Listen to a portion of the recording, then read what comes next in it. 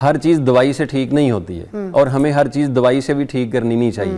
2-3 سال کے بچوں کو گلاسز لگے ہوئے ہوتے ہیں, مطلب ان کی نظر 2-3 سال کی عمر میں جو ہے وہ کمزور ہو جاتی ہے. کئی کی تو بائی برتھ ہوتی ہے, اس میں بھی پھر دیکھا جاتا ہے کہ ماں نے اپنی صحت کا خیال نہیں رکھا ہوتا تو پھر بچے پر اس کے اثرات آ رہے ہوتے ہیں. کسی بھی چیز کو نشے کی صورت میں استعمال کر رہے ہیں, وہ کھانے کا بھی نشہ کیوں نہ ہو, وہ چائے کا ہی نشہ کیوں نہ ہو, وہ سگریٹ پان بیڑی کا نشہ جس چیز کا بھی ہو جائے گا وہ آپ کے اعصاب کو کمزور کر دے گا. موبائل کا یوزیج, اسکرین ٹائمنگ, جس کو بھی آپ نشے کی صورت میں لے کے آ جائیں گے. یہ انجیر کی اگر ہم طبی طور پر اسلامی طور پر تعریف کریں گے تو بہت لمبا باب چاہیے اس کا, لیکن سب دوستوں کو پتہ ہے کہ یہ کیا فائدے رکھتی ہے. ٹھیک ہے, یہ انجیر لے لینی ہے 3 عدد, صرف 3 لینی ہے. ٹھیک.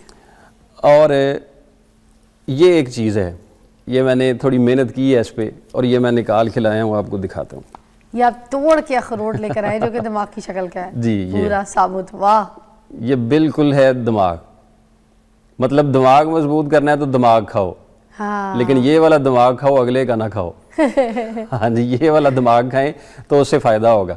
یہ 1 پیس لے لینا ہے اخروٹ کا اور 3 انجیر لینی ہے, اور اس کے ساتھ آپ نے لے لینی ہے 5 کالی مرچ. اچھا, ہاں جی, اور ساتھ لے لینے ہیں آپ نے 5 بادام. ٹھیک ہے. اور اس کے ساتھ آپ نے لے لینے ہیں 5 ہی میوے یا منقع. اچھا, میوہ بھی مل جاتا ہے, منقع بھی مل جاتا ہے. اوکے, یہ آپ نے لے سپلائی کے لیے بھی بڑا اچھا ہے. جی جی, یہ والی آپ نے 1 2 3 4 5 چیزیں ہیں. ان 5 چیزوں کو لے کے آپ نے مکس کر لینا ہے. ان کو کوٹ لیں, تھوڑی سی محنت کر لیں, مکس کر کے ان کی ایک معجون آسانی سے گھر میں بیٹھ کے تیار ہو جائے گی. واہ, خوش ذائقہ بھی ہوگی, بہترین ہوگی.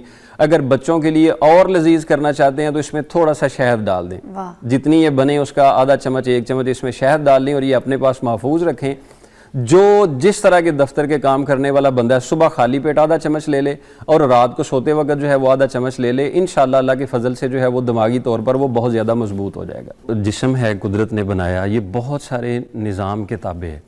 اس میں بہت سارے نظام ایسے ہیں کہ جو اس کی صحت کو بحال رکھنے میں معاون ہوتے ہیں. مطلب نظام انہضام ہے, نظام اخراج ہے, نظام دوران خون ہے, اسی طرح سے نظام اعصاب ہے. اگر ہم اس کی آسان تعریف اس سے بھی کریں نا تو وہ یہ ہے کہ ہمارے جسم کا جو کنٹرول روم ہے نا, کنٹرول روم کو اعصاب کہا جاتا ہے.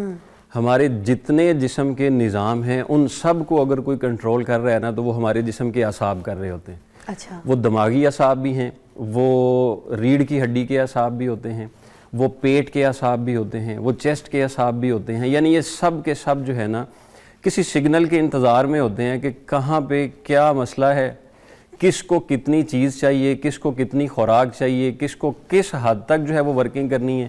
وہ ساری ورکنگ کو مینیج کرنے کا یہ کام کرتے ہیں ہمارے اعصاب.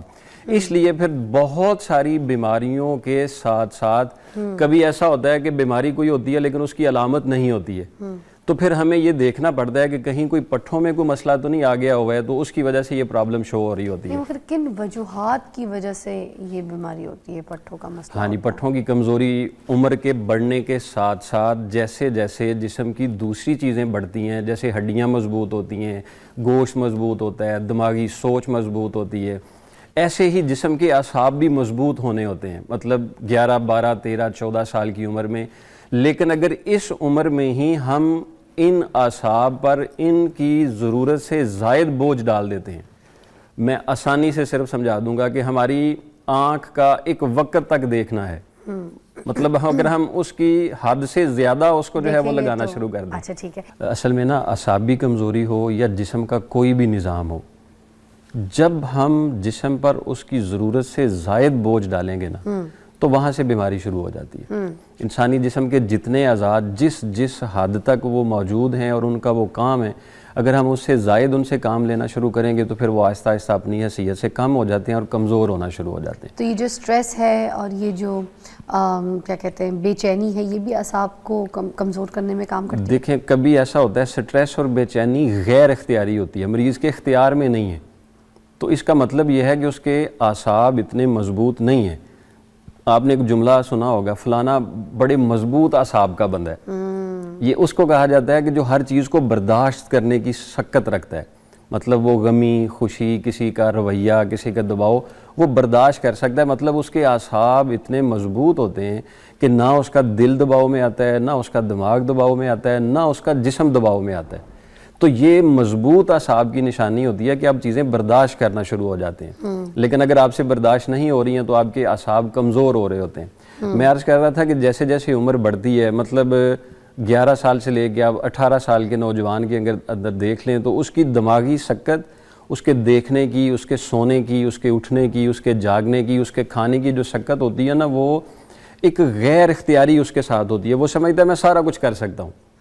تو وہ اس چکر میں بہت زیادہ بوجھ اپنے پہ ڈال رہا ہوتا ہے، دباؤ ڈال رہا ہوتا ہے، جس کی وجہ سے پھر وہ آہستہ آہستہ دیر تک جاگنا شروع ہو جاتا ہے، وقت بے وقت کھانا شروع ہو جاتا ہے، اور بیماری کی صورت میں علاج بھی کئی نوجوان نہیں لیتے ہیں، وہ ٹھیک ہو جائے گا. نوجوان نسل میں اعصاب کی کمزوری دیکھنے میں یہ تو بہت یہ جلدی ان سالوں میں زیادہ آ رہی ہے. پچھلے 5 سالوں میں یہ اعصاب کی کمزوری زیادہ آتی چلی جا رہی ہے. بلکہ آپ کے پاس تو کافی کیسز آئے ہوں گے، 2-3 سال کے بچوں کو گلاسز لگے ہوئے ہوتے ہیں. مطلب ان کی نظر 2-3 سال کی عمر میں جو ہے وہ کمزور ہو جاتی ہے. کئی کی تو بائی برتھ ہوتی ہے. اس میں بھی پھر دیکھا جاتا ہے کہ ماں نے اپنی صحت کا خیال نہیں رکھا ہوتا تو پھر بچے پر اس کے اثرات آ رہے ہوتے ہیں. اگر میں آپ سے ابتدائی علامت پوچھوں تو ان میں پھر یہ چیزیں بھی ہیں؟ جی ابتدائی علامات ضعف اعصاب کی یہ ہوتی ہیں کہ آپ کے سر میں اچانک سے درد شروع ہو جانا اور پھر ہلکا ہلکا درد رہنا. آپ کو نزلہ آدھے زکام، سر کا درد، پورے سر کا درد، کیا کہیں گے؟ یہی میں عرض کرنے لگا ہوں. مطلب کسی بیماری کی وجہ سے نہیں ہے. مطلب نزلہ زکام بند ہو جائے تو کبھی کبھار آدھے سر کا درد شروع ہو جاتا ہے. نزلہ زکام رک جائے تو درد شروع ہونا شروع ہو جاتا ہے، یا ٹھنڈ لگ جائے تو درد ہونا شروع ہو جاتا ہے. لیکن ایسی کوئی چیز نہیں ہوئی، لیکن اس کے باوجود آپ کام تھوڑا زیادہ کرتے ہیں تو آپ کے سر میں درد ہونا شروع ہو جاتا ہے. تو یہ پہلی علامت ہے کہ آپ کے دماغی اعصاب کمزور ہو رہے ہیں، اس لیے وہ آپ کی جو کام کرنے والی سکت ہے اس کو برداشت نہیں رکھ پا رہے ہوتے ہیں. پھر یہ جو گردن کے پیچھے والے حصے ہوتے ہیں، کندھے ہوتے ہیں، گردن ہوتی ہے، ان پر ایک اکڑاؤ سا آ جاتا ہے. مطلب اسی حالت میں بیٹھے ہیں تو تھوڑی دیر کے بعد کسی مریض کو ایسے ایسے کرنا پڑتا ہے. کئی بندے ایسے ہوتے ہیں، وہ کندھوں پر ہلا رہے ہوتے ہیں، دباؤ دے رہے ہوتے ہیں، تو ان کے کندھوں پر جو ہے وہ اعصاب جو ہوتے ہیں نا وہ کمزور ہو رہے ہوتے ہیں. یا کبھی کبھار ایسا ہوتا ہے بد ہضمی بھی نہیں ہوتی، تیزابیت بھی نہیں ہوتی، تبخیر بھی نہیں ہوتی، لیکن پیٹ دکھ رہا ہوتا ہے، پیٹ میں دکھن آ رہی ہوتی ہے. وہ ایک اکڑاؤ والی دکھن ہوتی ہے. دکھن ہوگی جی دکھن ہوتی ہے. پیٹ درد ہوتا ہے جو اندرونی طور پر بد ہضمی کا درد ہوتا ہے. ایک دکھن ہوتی ہے کہ پیٹ دکھ رہا ہے بس. اس دکھن کی وجہ بھی جو ہے وہ پیٹ کے اعصاب بن رہے ہوتے ہیں. اچھا، اور یہ جو نیند کی کمی ہے، لوگ سلیپ سائیکل اپنا خراب کر دیتے ہیں، تو کیا یہ بھی اعصاب کی کمزوری میں شامل ہے؟ بالکل بنتا ہے. کسی ڈرگ کا استعمال مستقل طور پر جو ہے وہ آپ کسی بھی چیز کو نشے کی صورت میں استعمال کر رہے ہیں. وہ کھانے کا بھی نشہ کیوں نہ ہو، وہ چائے کا ہی نشہ کیوں نہ ہو، وہ سگریٹ پان بیڑی کا ہی نشہ جس چیز کا بھی ہو جائے گا وہ آپ کے اعصاب کو کمزور کر دے گا. موبائل کا یوزیج، اسکرین ٹائمنگ، جس کو بھی آپ نشے کی صورت میں لے کے آ جائیں گے وہ آپ کے اعصاب کو مضبوط کر دے گا. اگر میں آپ کو ایک مثال دے کے عرض کروں تو آسان ہو سکے گا. انسان کو پوری مخلوقات سے اشرف بنایا گیا ہے. اس کی وجہ معلوم ہے یقیناً آپ کو کہ کیوں انسان کو اشرف بنایا گیا ہے؟ تاکہ جو انسان سے ہی اچھا کام کرتا ہے، کیونکہ انسان میں عقل ہے، ہاں شعور ہے، چیزیں عقل ہے، شعور ہے، اس لیے یہ تمام مخلوقات سے افضل ہے، بے شک سب سے اشرف ہے. اور آپ دیکھیں کوئی بھی نشہ ہے وہ سب سے پہلے کس پر اثر کرتا ہے؟ انسان پہ، عقل پہ کرتا ہے. نشہ سب سے پہلے عقل کو معاف کر دیتا ہے. اچھا، نشہ سب سے پہلے ادھر سن کرتا ہے. جی سن کر دیتا ہے، دماغ سن کر دیتا ہے، عقل سن کر دیتا ہے. نشہ دماغ کو جا کے لگتا ہے. جی ہاں بالکل، صحیح کہہ رہے ہیں. دماغ سن ہو جاتا ہے نا، اس لیے اس میں نشہ کیا تو دماغ سن ہو گیا. جی دماغ سن ہو گیا تو اس کی جو ہے نا وہ سوچنے سمجھنے کی صلاحیت ختم ہو رہی ہوتی ہے. اچھا، تو نشہ کسی بھی چیز کا ہے وہ آپ سے آپ کے اشرف ہونے کا درجہ چھین رہا ہے، یہ ذہن میں رکھیں. اچھا، تو پھر دیکھیں جیسے ہی نشہ دماغ پر اثر انداز ہوا تو دماغی اعصاب کو اس نے اپنی لپیٹ میں لے لیا، جس سے پھر پورا جسم جو ہے وہ اس کے زیر تابع آ جاتا ہے. اب نشے والے بندے کو پتہ نہیں ہوتا کیا ہو رہا ہوتا ہے. ہاں، اس لیے اس کا مطلب ہے کہ یادداشت کی کمزوری بھی آپ کی اعصاب کی کمزوری میں کمزوری ہو سکتی ہے. آپ کے کندھوں کا درد آپ کی اعصاب کی کمزوری ہو سکتی ہے. آپ کے ہاتھ پاؤں میں یہ جو ہلکی ہلکی کپ کپاہٹ ہوتی ہے، ہاتھ پاؤں کا سن ہونا جو ہوتا ہے، یہ اعصاب کی کمزوری ہو جاتی ہے. آپ اسی حالت میں بیٹھے ہیں، آپ 20 منٹ تک بیٹھنے کے بعد آپ کی ٹانگیں ٹھنڈی اور سن ہونا شروع ہو گئی ہیں، تو یہ بھی آپ کے پٹھوں کی کمزوری کی علامت ہے. اچھا، تو اب یہ جو اعصاب کی کمزوری ہے کیا اس کو غذاؤں سے مضبوط کیا جا سکتا ہے، اس کو طاقت دی جا سکتی ہے، اس کو ٹھیک کیا جا سکتا ہے؟ جی اللہ کے فضل و کرم کے ساتھ بالکل. اگر تو ہم اپنی غذا کو ہی بہتر کر لیں تو ہماری دوائیوں سے جان چھوٹ سکتی ہے. ٹھیک. ہر چیز دوائی سے ٹھیک نہیں ہوتی ہے اور ہمیں ہر چیز دوائی سے بھی ٹھیک کرنی نہیں چاہیے. غذائی طور پر ہی کچھ نسخہ میں ناظرین کی خدمت میں پیش کر دیتا ہوں. آپ نے ایک نام سنا ہوگا معجون دماغی. نہیں. معجون دماغی. معجون دماغی معجونز کے نام بہت سے مطلب یہ معجون ہے، دماغی معجون ایک بڑی مشہور ہے، معاشرے میں چلتی ہے، استعمال کی جاتی ہے.